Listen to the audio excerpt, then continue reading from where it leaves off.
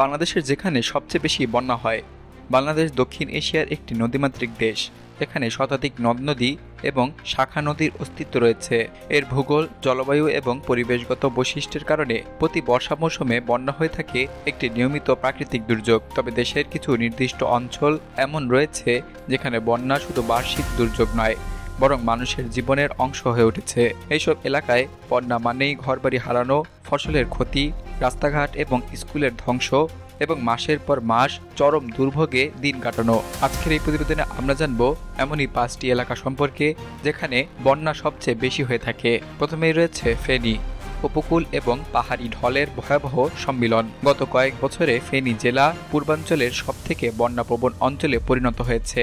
বর্তমানেও এখানে চলছে বন্যা। বিশেষ করে মহুরী, কহুয়া এবং সিলোনিয়া নদীর পানি বৃদ্ধি এবং বাঁধ ভাঙ্গনের ফলে প্রতি বছর ফুলগাজী, পরশুরাম, ছাগলনাইয়া এবং সদর উপজেলার বহু গ্রাম পানির নিচে তলিয়ে যায়। 2025 সালের জুলাইয়ে উদাহরণস্বরূপ টানা 4 দিনের ভারী বৃষ্টিপাত এবং পাহাড়ি ঢলের কারণে 20,000-এরও বেশি মানুষ ঘরছাড়া হয়েছেন। আশ্রয়কেন্দ্র, ছাদ এবং স্কুলের বারান্দায় ঠাঁই নেয়া মানুষদের অধিকাংশই ছিল শিশু, বৃদ্ধ এবং গর্ভবতী নারী। ফেনীর বন্যার বৈশিষ্ট্য হল এখানে উজান থেকে খুব দ্রুত পানি নামে এবং ভাঙা বাঁধ দিয়ে নতুন নতুন এলাকায় তা প্রবেশ করে।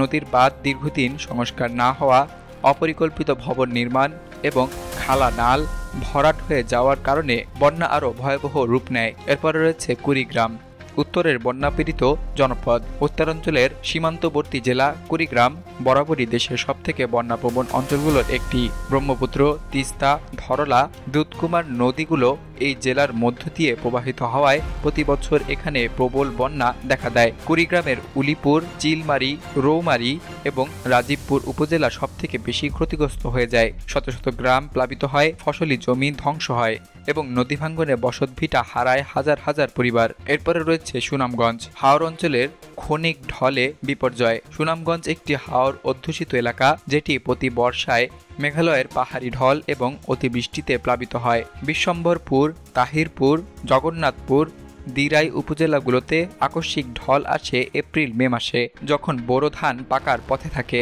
এই বন্যা এত দ্রুতই ঘটে যে কৃষকরা ফসল কাটারও সময় পান না। 2022 সালে একটি ভয়াবহ ঢলে এক সপ্তাহে পুরো সুনামগঞ্জ জেলায় ফসলের 90% ধ্বংস হয়ে গিয়েছিল।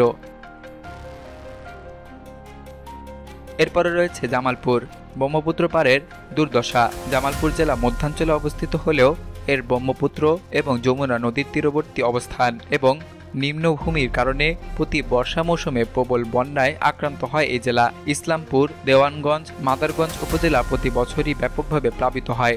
অনেক এলাকা নদী ভাঙ্গনে স্থায়ীভাবে বিলীন হয়ে যায়। এরপরে রয়েছে গাইবান্ধা, নদী ভাঙ্গনের ভয়াবহ বাস্তবতা। গাইবান্ধা জেলা, বিশেষ করে সাঘাটা, ফুলছড়ি এবং সুন্দরগঞ্জ উপজেলা প্রতি বছরই যমুনা এবং তিস্তার নদী বাঁধ ভেঙে বন্যায় প্লাবিত হয়ে যায়। এখানে শুধু পানি প্রবেশ করে না, নদীর ধারে ধারে নদী ভাঙ্গনে শত শত বসতবাড়ি এবং জমি হারিয়ে যায়। পানি কমলেও ক্ষয়ক্ষতি দীর্ঘস্থায়ী হয়ে থাকে।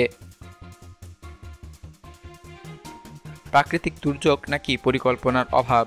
বাংলাদেশের এসব বন্যাপ্রবণ এলাকায় বন্যা একেবারে নতুন কিছু নয়, কিন্তু দুর্ভাগ্যজনকভাবে প্রতি বছর একই ঘটনা ঘটছে এবং ক্ষতিগ্রস্ত মানুষের সংখ্যাও বাড়ছে। বন্যা মোকাবেলায় জাতীয় পর্যায়ের দীর্ঘমেয়াদী পরিকল্পনা, নদী খনন, বাঁধ মেরামত, জলাধার সংরক্ষণ, অকাল বৃষ্টির পূর্বাভাস ইত্যাদি কার্যক্রম এখন পর্যন্ত পর্যাপ্তভাবে বাস্তবায়িত হয়নি। সরকারি এবং বেসরকারি পর্যায়ে সমন্বিত উদ্যোগ ছাড়া এসব অঞ্চলের মানুষের দুর্দশা কমবে না। বিশেষ করে ফেনী, কুড়িগ্রাম এবং সুনামগঞ্জের মতো এলাকায় যদি এখনই বাঁধ নির্মাণ, নদী খনন এবং সেচ ব্যবস্থায় আধুনিকীকরণ না করা হয়, তাহলে আগামী দশকে এই এলাকাগুলো মানবিক সংকটের হটস্পটে পরিণত হবে।